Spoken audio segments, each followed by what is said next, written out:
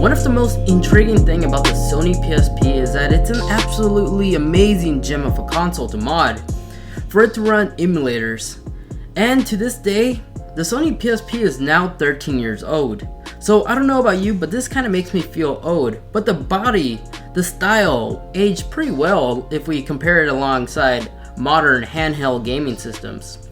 So in this video, let's go ahead and revisit the iconic gaming system to see what does it have to offer in 2018. So released back in March 25th, 2005, here in the States, I personally picked this one up. A week later after its release date in Toys R Us, that's unfortunately gone now.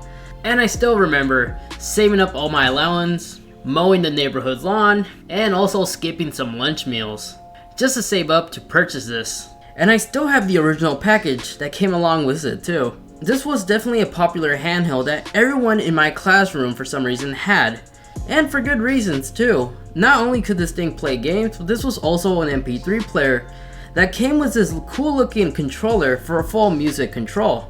It could play music, surf the web. This was the closest thing we had to a modern smartphone. But now after Sony dropped support for the PSP, it's now impossible to add or download some previous owned games that we bought on the PSN store. But the community for the PSP is still strong, as they created a bunch of custom firmware that allows us to pretty much run any kind of emulator that we want. This also gave us users the ability to install the game to the PSP memory card. So now we could pretty much carry our entire gaming library on the go, just like the PSP Go did. Like here, right now we are playing one of the PSP launch titles, Twisted Metal. And right now I gotta be honest, how the heck did I used to play on this? I mean, look at the frame rates. It's so bad. Well, it's not unplayable, but I mean like, it's giving it like a shadow effect. Yeah, this is definitely beginning to hurt my eyes. Moving on, playing some emulator games. Here's Mario 64, and this actually plays really well. Not perfect, there's gonna be a little bit of audio stuttering, but the gameplay itself is playable. Like, the controllers just feel right for this game for some reason. But where this system really surprises me is how well it could play Game Boy Advance games or any other older titles.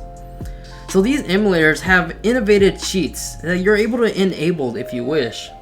Honestly, if I was in the market for a portable handheld and I didn't have the PSP, I would probably purchase one of these just to do this.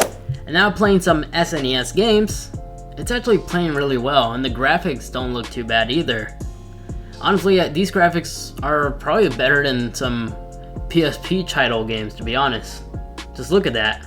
I can actually see Kirby's curved body perfectly round without any big blocky pixels. And all these black bezels that you see around here, it's all totally customizable. And you can find these selling on eBay for really dirt cheap now.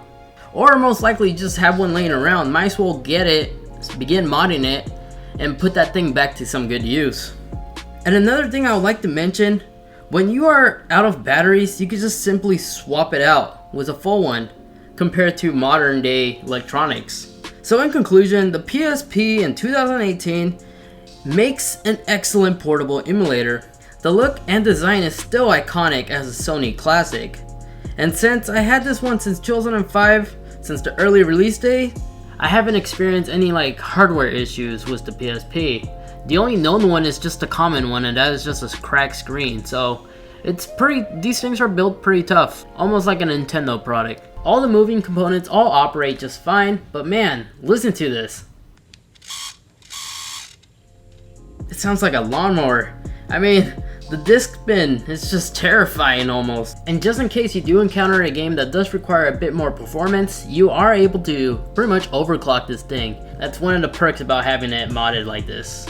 So for those who are now wanting to mod their PSP, I'll make sure to link the videos that were helpful for me to do this process in the video description down below. And pro tip, if you have a PSP 1000 like me, don't go for the LME, go for the Pro firmware, trust me. But that's gonna be it for this revisit of the PSP. Comment down below if you have any opinions about the PSP that you wish to share. Let's go ahead and have a little conversation down there. But as always, remember to like, share, and subscribe, and I'll catch you all in the next one. Peace!